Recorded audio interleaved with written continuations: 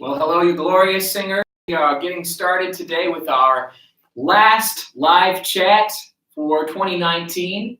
It's been a great year. It's been so great to be with you answering vocal questions, and we're going to do it once again. We're going to go very deep into vocal technique today. And our first question comes from last time. We had some leftovers, and that's from Tari. And Tari says that he is having some frustrations coming down from F to middle C and feeling like there's no volume and there's some breaking going on. Now, what I have to imagine there, Tari, is that you're using too light of a register. A lot of times F through C, that really needs to be a mix. It sounds like you're kind of using more of a falsetto or maybe a reinforced falsetto. You're not going to get a lot of volume out of that. You got to make sure you have a more of a mix, a solider sound in that F through C range, right? Now that's C3 through F4. We need to make sure that you're using the right register. Falsetto, when you drag it down, never can take on a lot of power, all right? It's not until we get up into the higher parts of your falsetto that you're going to have power and volume. So both the weakness of volume and the breaking is probably because you're using too light of a register through there. I encourage you to take some chest qualities up past that C. Make sure you can go to at least the F and probably the G. And Tara, you're going to feel more thickness, more chances for volume, and the break is going to be ironed right out. All right, let's go to our next question from Karina Chen, friendly face around here. Let's see here. Karina says, I'd like to have information and exercises about chord closure, as I have been quite breathy for a while due to surgery. Oh my. Well, Karina, I think if you've had a vocal surgery, we need to be a little bit careful because you don't want to go right from surgery into thick chord closure exercises. That's probably not advisable. So make sure you've talked with your ENT, your laryngologist, about this, and make sure that they have given you the A-OK to get started with chord closure. Once they have given you that A-OK, what we're going to do is a lot of different things. All right. One thing I recommend is the voiced plosives. Right? Very, very helpful. This would be G, B, and D. So these would sound something like gig, gig, gig, gig, or bib, bib, bib, bib, or did, did, did, did. Those particular consonants, G, B, and D, help to get the chord closure because they don't let the breath get flying out. So it becomes more chord dominant and less airflow reliant. So you can practice any vowel. I just used the I vowel right there. So you could use any vowel and go ahead and try it with a G, a B, or a D. Now that's one thing. Another thing that's very helpful is using the glottal sound. The glottal sound is like it's a clicking of your vocal cords. You can very easily discover this with the phrase, uh-oh. So you might even try that to say, uh-oh. And it's very different from a ha-ho, right? That's H. Uh-oh. We need a uh-oh. And when we have that uh-oh, you're feeling a double click, a double glottal. Again, this can be very helpful for chord closure because it is chord closure. It's really the vocal cords coming right together on that first sound. Okay? So you can then, just like the plosives, you can put it into any vowel. I could do or ooh, ooh, ooh, ooh, ooh. And that nice glottal is keeping me from I get that solider, crisper sound. The final one that I recommend to you, Karina, would be vocal fry, which is the quality. And that's its own register, the low chest voice, right? We get to the bottom. Get down there into the vocal fry. Now you can take the fry gesture up. I could do like one of these.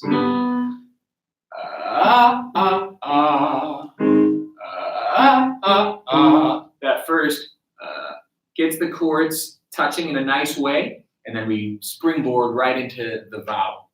So there's a nice start. There are some other ways to get chord closure, but these I find to be the most direct. Voice plosives, glottals, and vocal fry. All right, very good, Karina.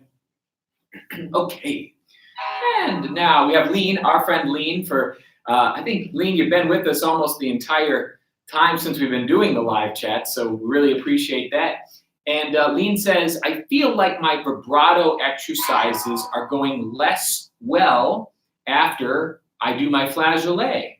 Could it be that my vocal cords are too stretched for a good vibrato? Oh, that's very interesting. Well, in my experience, Lean, flageolet is pretty much always a good thing. So I wonder, I wouldn't say that your vocal cords are too stretched and that's causing a vibrato issue, because good flexibility is sort of always a good thing. But what it may be causing is perhaps too light of a quality. Okay, the flageolet helps promote the lighter qualities of the voice, and so it may be that in that relationship between the CT, stretch, and the TA, thickness, in that relationship, perhaps CT is getting a little bit too dominant. Excuse me. Let's just clear this out. Still morning. Oh my. Okay, we're back. So in this relationship between CT and TA, you might be getting a little bit too much CT dominance and not having the thickness. If this is true, Lean, I would recommend making sure that your chest presence is strong enough in the equation. That would mean taking some pure chest voice exercises, perhaps a yo, yo, yo, yo, yo, and take that up. Make sure you're getting that thick sound. Same thing, chest dominant mix, chest voice, chest dominant mix. Make sure you're doing both of those. And then we go from that sound.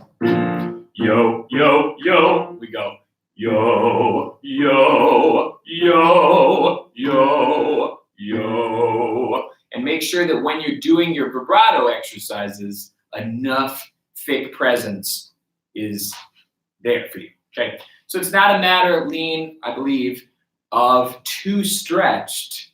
It's a matter of forgetting to bring back some of the thickness in the equation. Okay?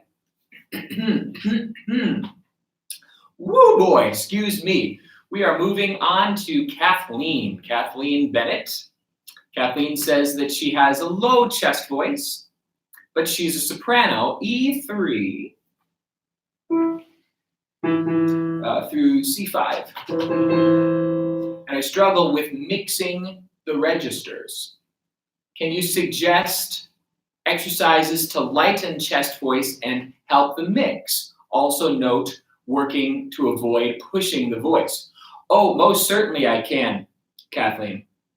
And this is a great thing to explore. So it sounds like when you're using chest, it's too much of a good thing.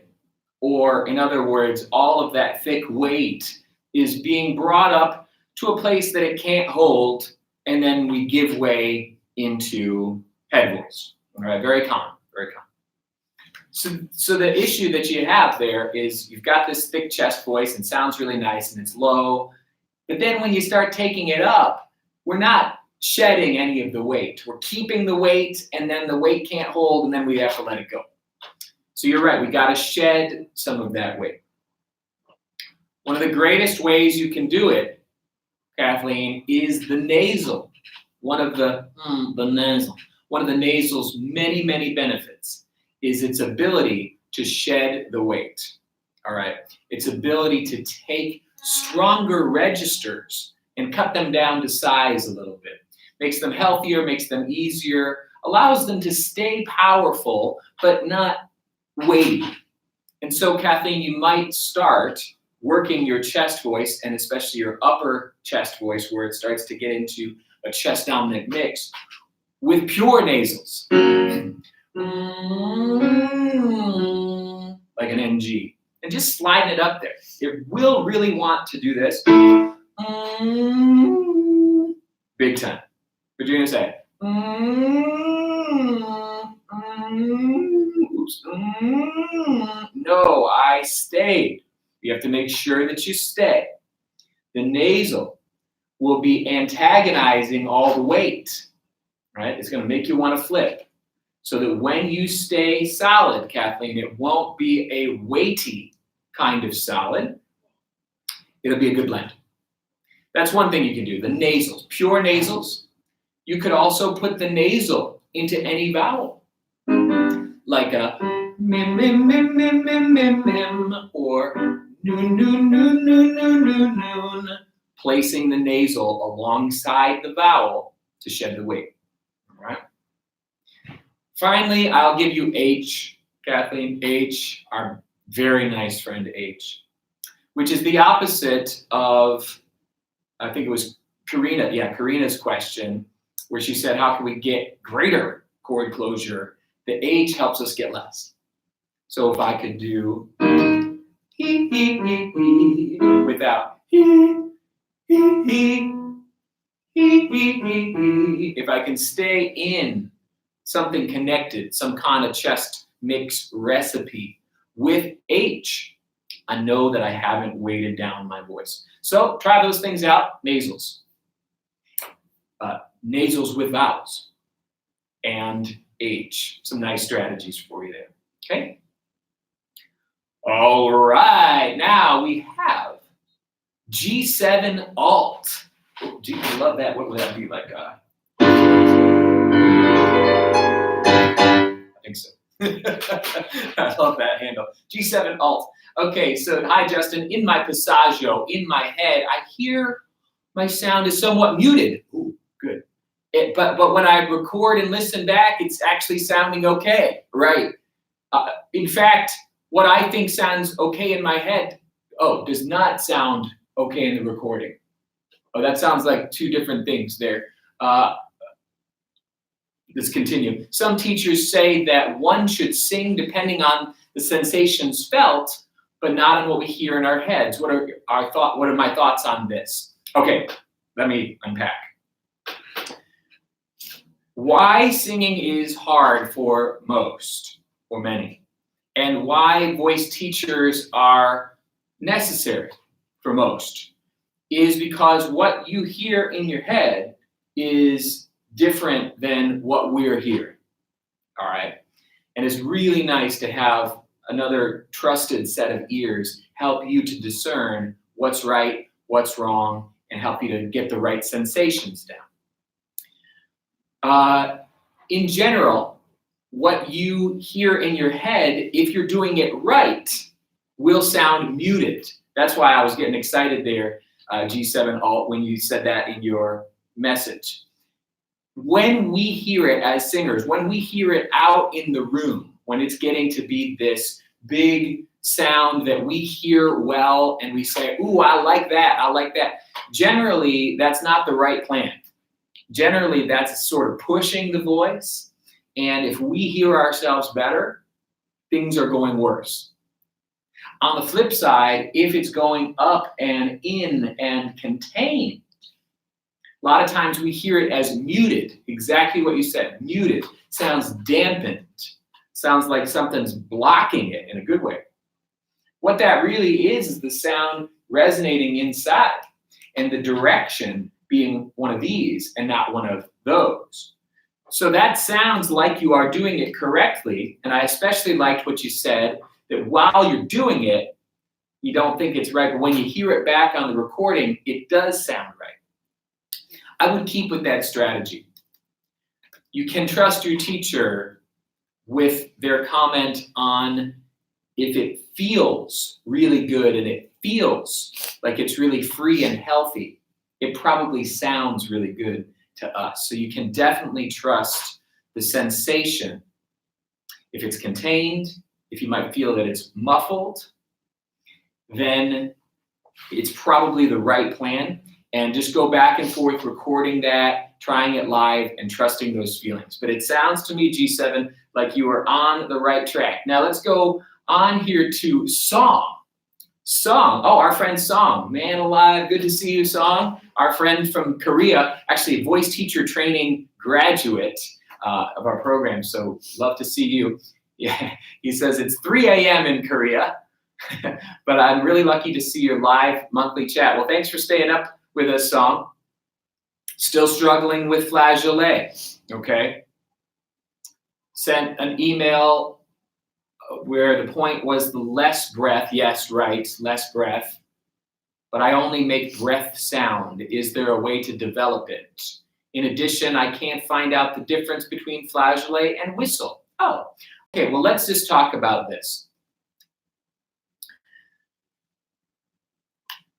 Flageolet is going to be the extension past your falsetto. Generally, the way to find flageolet is to go to the top part of your falsetto and start to close the instrument, meaning use very heady shapes like a W or an E, and reduce the breath pressure. It's the next harmonic of the vocal folds vibrations, falsetto, and then into flageolet. So how that works is one of these. I'm in falsetto now.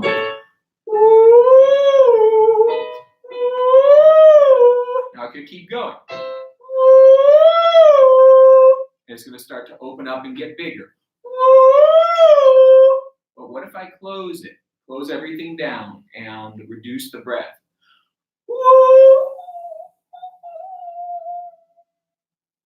There, now I have found my flageolet. It's the next vibration, the next harmonic of your falsetto.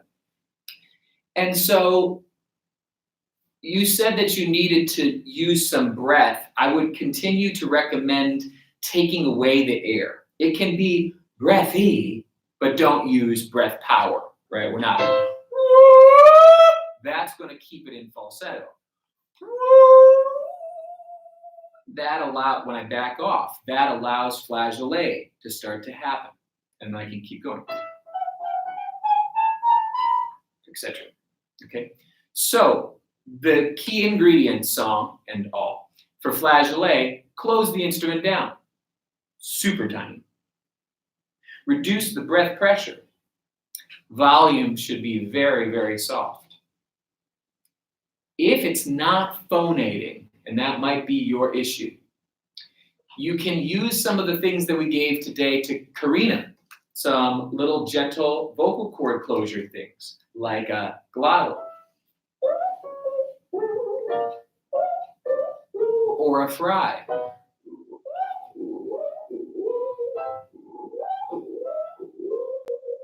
And sometimes when people pull away their breath pressure, no sound comes out. And that's why we have to then reapproximate the vocal cords. My guess is that's what your problem is. The second, when you pull the breath away, the vocal cords don't even make a sound anymore. And so then you push to make them make a sound. You must not. We have to have one of these happen.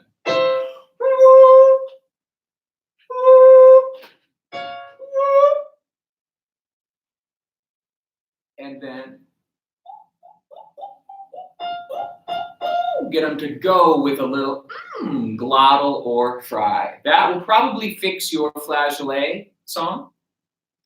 Finally, what's the difference between flageolet and whistle? Well, that's flageolet, I just described that. But whistle is then when we shut the vocal cords down to a pretty tense position, and they are sort of squeaking from the back part of the instrument. Okay, so a whistle voice will be quite glottally indeed. A lot of stretch, a lot of closure, and just a little space in the back.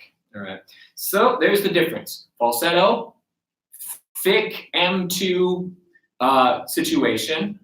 flageolet the harmonic of that M2 situation, and then whistle voice another thing all together with the glottal closure.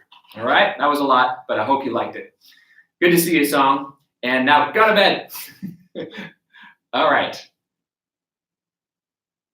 Let's go to LB. LB, we already heard from Lean before.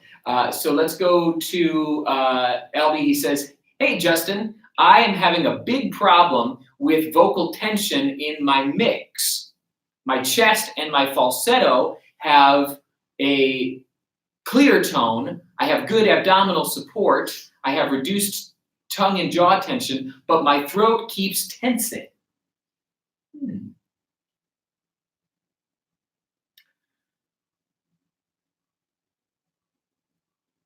You know, LB, that's a hard one to answer because you just told me that you have good abdominal support.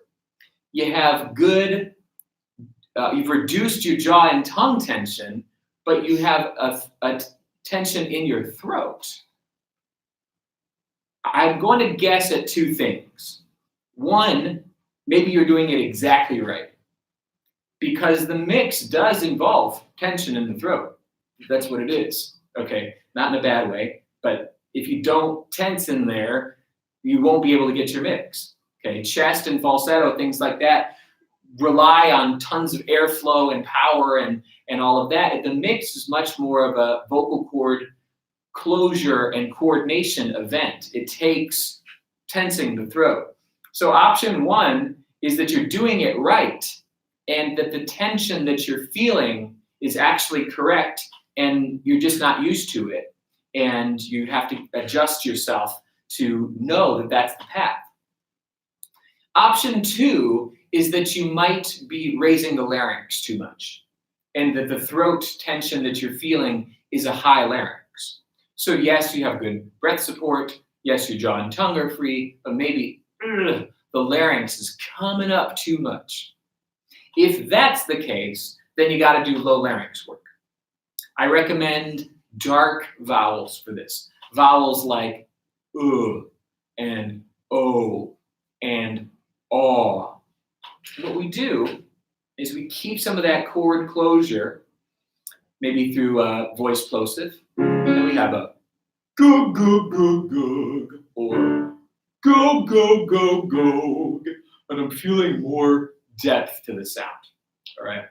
We're not getting go, go, go, go, go, go, where I'm really raising. That might be the tension that you're feeling. And all you got to do is really feel a deep kind of character. You can actually do a deeper character. And then we hit you with the go, go, go, go to make sure you still stay solid. Many times when people start lowering the larynx, or drop it down, we get the go, go, go, go. The chords aren't strong. So we have to go, go, go, go, go, go. Get them deep and also solid. All right, good. Very good stuff. And now on to vampire roast. Okay, well, we did lean before, but let's go back to lean. We'll give lean 2 today. Lean says, an old teacher once told me that your tongue should be arched down in your mouth to make fuller sounds. Is this true? Well, Lean, it will work, but at what cost is the question. All right. So if we arch the tongue down and back, it's going to work because you're going to create a more open chamber. But the question is at what cost? And the cost is high.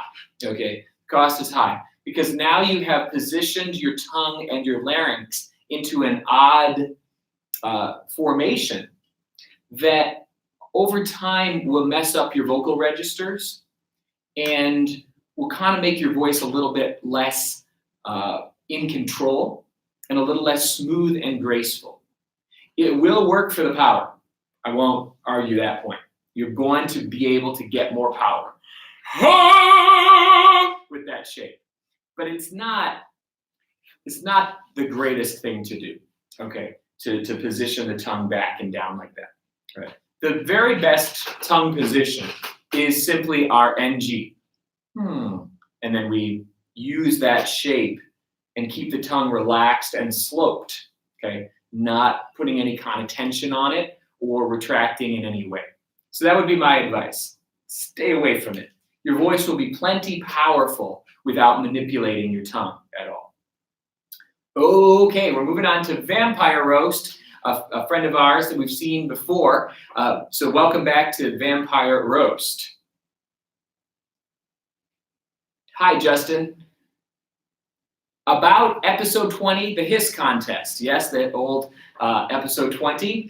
My question is, what if my hissing is unstable? During my hiss, I expel more air. I control it better. Is that cheating? Does my hiss have to be stable and firm all the time? I noticed by the end of your hissing that it became harder to get to 1 minute, so I assume it's okay. But I ask because you mentioned that we can have longer phrases with hissing. So I'm assuming that the air needs to be stable, consistent, and small. Okay, brilliant work there, Vampire Roast, because you really solved it. When you do the hiss contest, if you want to last, you don't keep the hiss stable. You actually change it. Okay, so you actually figured out the secret. When we start our inhale with, let's say, 100% of a full tank, right? You inhale, and I've got 100%. At the beginning, you're going to really feel small because you've got a lot to hold back. In the middle, we have less to hold back, so we can start to flow more. Then at the end, when you have very little left, you really go, go, go. That is the strategy for winning a hiss contest. Start small, move to medium, and then really go, go, go. But that is actually the secret to holding really long notes. At the beginning, you hold it back big time because you got a lot of breath to work with. As the note is flowing, you start to use a little bit more. And then at the very, very end of the note, you can kick it into overdrive for a little bit of a nice finish. All right, so that is not incorrect. That's actually very correct. So good for you, Vampire Roast. All righty, now let's go to Jia Sheng Lo. And Jia writes, hi, my question would be the space within the mouth. I was told that I have a lazy tongue and possibly cheeks, resulting in a muffed, unclear pronunciation. How do I improve that?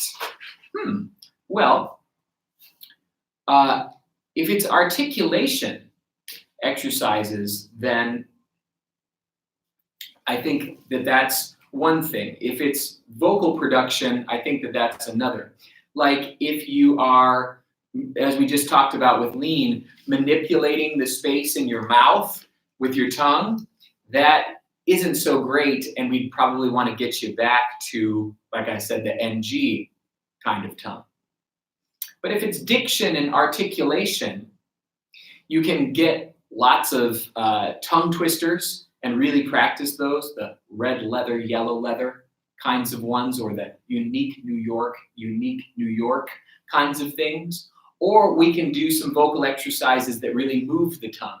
A classic would be the la ga la ga la ga la exercise, la ga la ga, where the front of the tongue hits and then the back ga hits, and we go back and forth, and we could do a la ga la ga la ga la ga la, la ga la ga la ga la ga la, and really get that stuff going. So I would work articulation. I would work it in your speaking voice. I would work it with tongue twisters, things like that. And then if you can, go ahead and put it into a vocal exercise. All right. Okay, now we're moving to another question. Our big board is having a little trouble today. It's going slow. Maybe I can just take a look at the next question. Here we go. All right. Let's see about this one. All right. This is from Joanna A. Joanna A. And she says, I just had jaw surgery and I will for the coming 6 weeks. Whoops.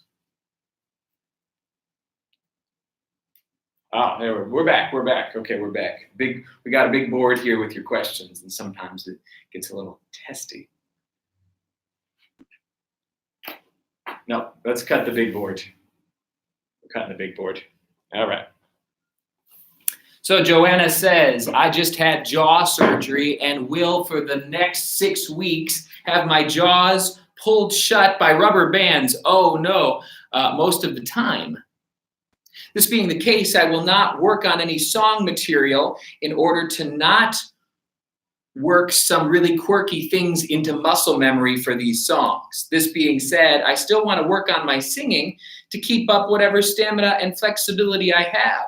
What exercises should I try to be doing? Breath exercise seemed like a given, but what else? Oh, Joanna, well, wishing you the very best with the surgery and hope everything works out and you're feeling fully recovered fast. But I'm wondering, Joanna, if, first of all, some nasal exercises could be just fine to do. Because if your jaw is not able to move, you're right, you can't do a lot of articulation and song work, but maybe you can do like an NG. You have lots of nice challenging patterns that you can work out with an NG. Maybe you can do it with the hum. I don't know if you are able to do like tongue trills during this process, or even lip trills, but those would also be great things to practice, right? Because that way you're actually vocalizing, but you're not doing anything that requires a lot of movement to your jaw. All right, so see about that. See if you can do M and an NG. See if you can do some trills, some lip trills, some tongue trills. But what I would say is try to really challenge yourself. Really invent some crazy patterns if you can. Things like that. Musical patterns that increase your musicianship.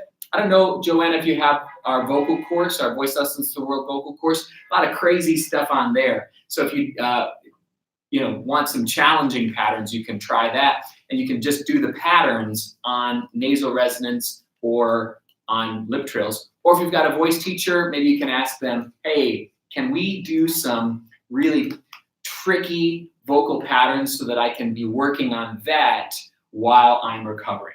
But again, we wish you a very healthy and happy recovery. All right, now we're moving on to Beth. Beth, hey Beth. My question is that I'm kind of feeling, what kind of feeling am I aiming for when trying to produce growl?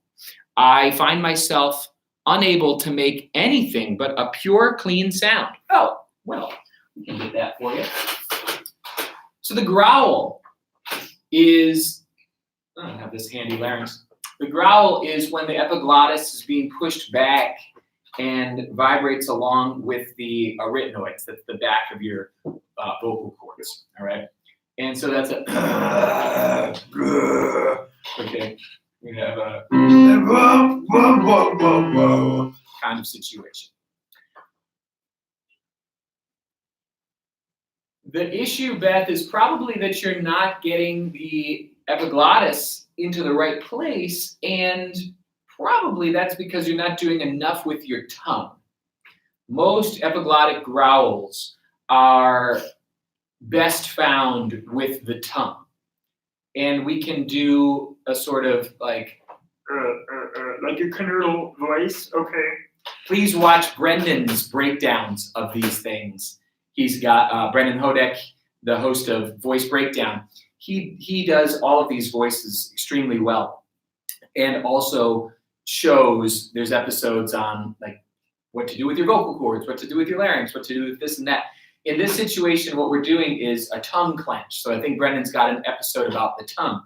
And we're doing a sort of tongue clench, like which does lots of character voices like Kermit the Frog or lots of them. All right, so I'm clenching the tongue and holding onto the tongue what that's going to do is push this right here back a bit, and then it becomes very easy from this position to feel almost a sort of gentle clearing sensation. And then I'm there. Okay. Now this takes place above the vocal cords, remember, so it doesn't necessarily impact the vocal cords. Sounds kind of unhealthy, but it doesn't really do anything. It's just a flapping. So find some tongue tension, some connerdle. Here I come to save the day. That sound. Little clear. And then we can start getting into the whoa, whoa, whoa, whoa, whoa, whoa, and then if you want that kind of growl in your voice, and some singers do. All right, and then please, like I said, watch some of Brendan's stuff because you're going to get some ideas there. You can also chat with him and the monthly live chat that he does. So as a part of being a member here, you get to chat each month with me, each month with Brendan. So I might have you ask him that same question, but start with what I gave you there. Okay, now Jake, can you talk about vowel modification? For example, in your vocal program, level 6 is con vibrato scale. I find it difficult to hold on to the ah on the top note too long. Tension starts to build, but if I modify, it's free. Well, that's great, Jake. What I would say is that it really depends on where we're at in the voice, okay? So anytime we modify, and in here you're talking about moving from aw to ah. Anytime we modify from a more narrow, heady vowel to a more open, let's say chesty vowel, the sound gets stronger, all right? And the register gets stronger. And the sound opens up, it gets bigger. So oo modifies to oo, o modifies to o modifies to ah, etc. So aw modifies to ah, just like what you were saying. What I would suggest, Jake, is to try to not do it. Try your very best to keep the vowel. But it depends on where we're at. If you are in level 6, I'm not sure exactly where that exercise goes, but if we're talking about getting up to like B flat and B and C, then we do want, as a male, to start to open the vowel, all right? But the cheat that so many males will do, and females, is to open the vowel too early, especially in mix. One of our big goals for mix is keep the vowel as long as humanly possible. Don't change it, don't change it, don't change it until you absolutely have to. And so the question becomes, where do you absolutely have to? For most males that I train, run a B4 or C5, right in there. That's where it starts to become acceptable to start that modification. But be very disciplined to not let it happen before. Is it harder? Yes. So what you might be feeling is that it's more challenging to keep the vowel, but still do it. Because if you keep the vowel the same, then the vocal cords will have to make the adjustment. And that's the hardest thing to do. It's very easy in singing to try to do it from the breath, to try to do it from the jaw, from the lips, from the tongue, from the larynx, something. But not let that subtle shifting of the vocal cords happen. When we take away all the other factors, that gives them a chance to get better. So we don't want to just, if it's con, then start con. We don't want to let that happen. Really, con. Make sure that you can keep the vowel. B4, C5, that's a different story, so check that out, Jake. But that's the name of the game. Challenge yourself. Keep it as long as you can. And now Jiho Kim, I know we've seen Jiho before. Hi, Justin. My goal is to sustain long notes on pitches above F4, but I can hardly sustain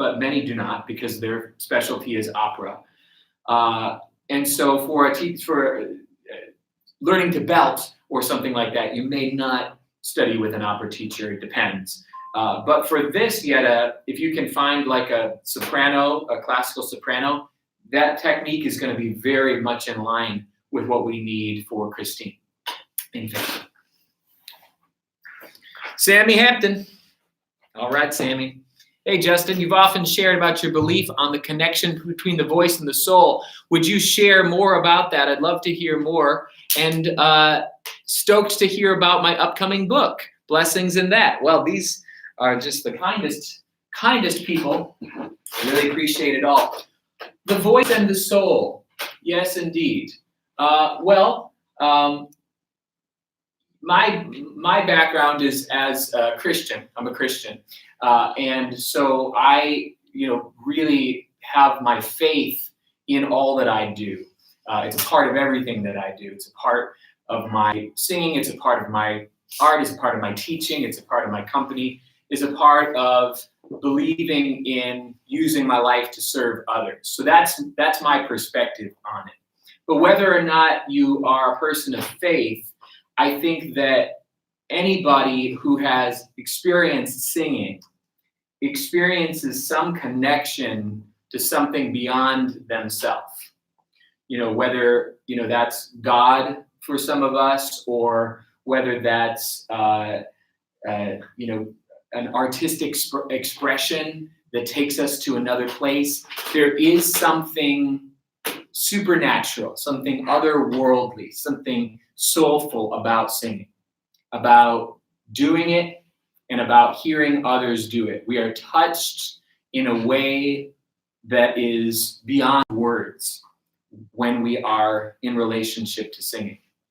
And so that's sort of my perspective on it, because my job is to help other people to develop their voices.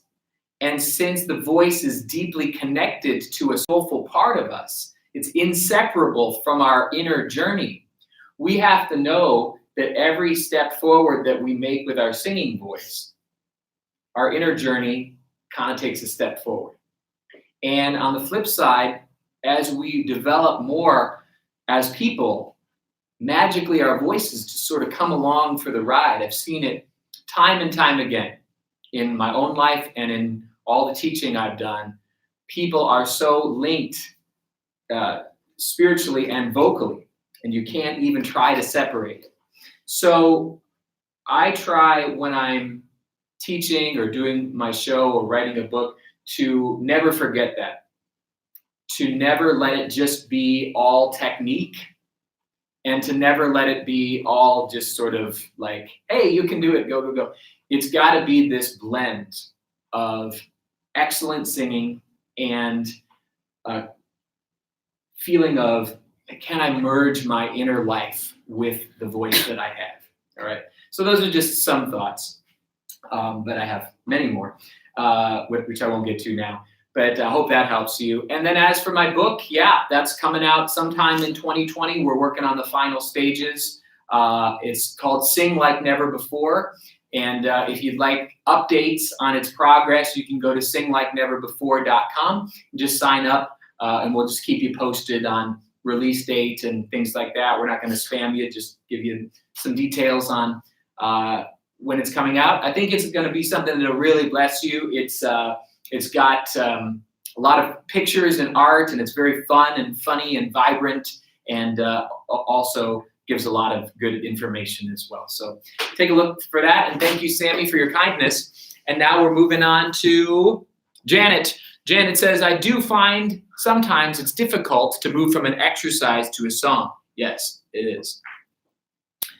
So is it a good idea to use a nasal exercise from the last note of the verse to start the chorus? Well, Janet, I'm going to answer it a little bit differently. I think what you need to do, maybe more in a more helpful situation, would be to take an exercise that is working and do your song on that exercise. Like, for example,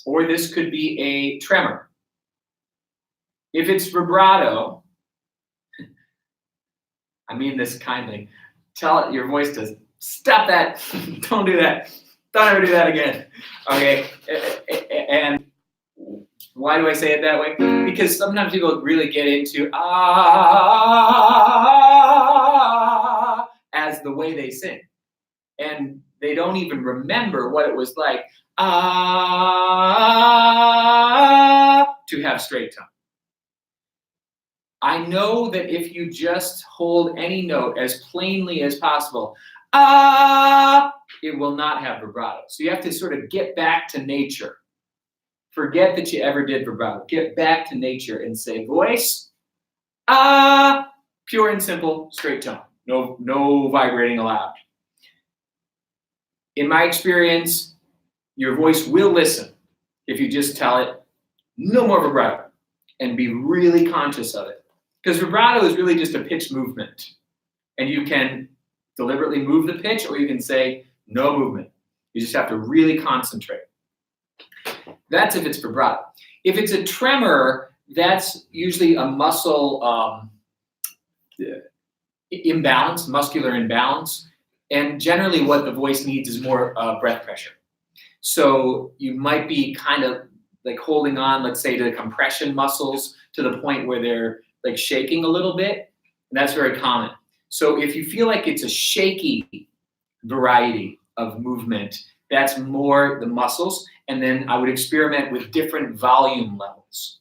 Try taking the note and crescendoing a bit and then decrescendoing. See if you can find what is the right balance that stops the tremor, okay? So just decide vibrato or tremor. If it's vibrato, stop that, you vibrato. If it's a tremor, experiment with different volumes, all right? Oh, we're back. We're on to round 2 with 2 minutes to go. We'll do one more. Okay, we're gonna do one more. This is Kathleen Bennett. Kathleen wondered if you can suggest some exercises on how to stop pushing the voice when singing and practicing. Sure, I can. How to stop pushing. Well, I just gave you one, which is volume control. All right. What if you take the, so you're doing we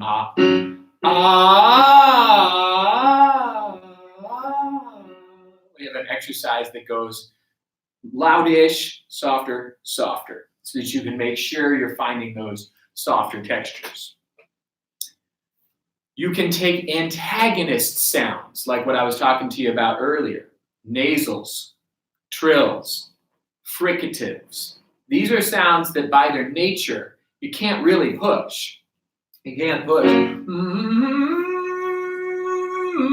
I can't push a hum, not really. Because it's so contained, it's so head resonant. I can't push a trill. It requires such a small, steady stream of air.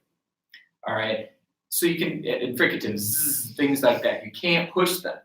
So make sure you're working on things that are unpushable.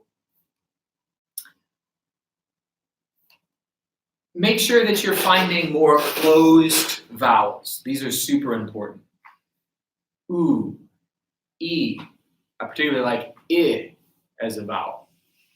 These vowels are so head dominant by their nature, so contained, so muffled, as somebody said, that they, again, help you to not push. All right. So volume control, antagonist sounds, and head vowels all will reduce your pushing just by what you are practicing. Sort of like if you want to lose some weight, there's certain exercises that you do. You would maybe do cardio exercises, or if you want to build some size, there's certain exercises that you would do. You would, bench press or something like this. So make sure you're focused in on the right exercises, the right sounds, right? Antagonists, head vowels, and volume control exercises. Kathleen, all the while minding your breathing system and saying, am I gunning it for those high notes? Or am I finding something more simple. All right? Well, I guess that's all we have time for today. But we did take your questions that we didn't have time for and made a note of them for next time. We will try to get them to you for next time.